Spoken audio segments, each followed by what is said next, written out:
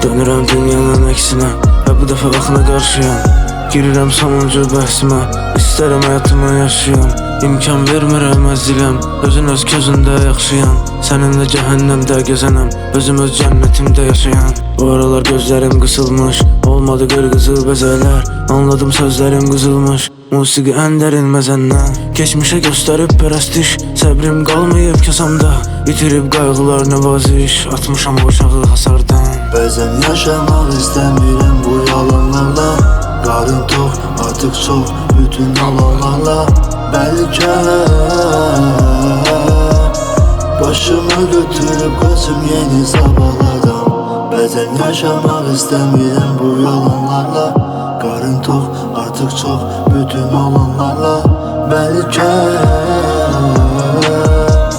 başımı götürüb qaçım yeni sabahlardan. Ata bilmirəm başından dərdi, aşılmaz yollara açmışam qollar. İtirdim dostları, itirdim hər il, daha bu gedişlə açılmaz yollar. Şahid mənə hər yol, hər tin, qürurum möhkəm dayanır məddin. Bu genç yaşımda ağarıb saçlar, əyilib qəddim, düzələr çətin. Bəni Adəm yarışmaq istər, müharibə üsyana qarışmaq istər. Bəzən bir insan səssiz susar və bəzən sadəcə danışmaq istər. Bəzən cənnəti görmək istəməz, öz cəhənnəminə alışmaq istər. Bəzən çalışar, əlindən gəlməz, bəzən ölümünə çalışmaq istər.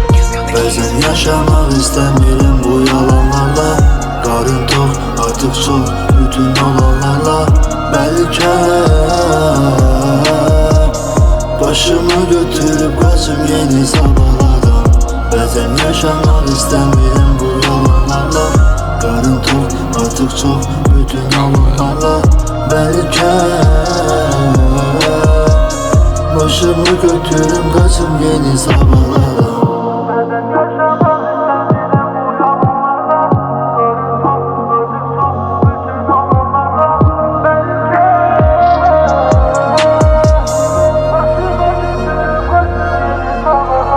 Birdən bir təhər qalxdım yuxudan yarı oyaq. Gördüm, keçmədim, qaçıram o yan bu yan. Sustum, dinmədim, bildim yenə haqsız oldum, durdum yerimdən, sakin düşündüm bu an. Ömrüm boy bilmirdim, bütün hissləri eyni anda yaşadım. Ruhum algılamır, sanki başqa yerlərə can atır.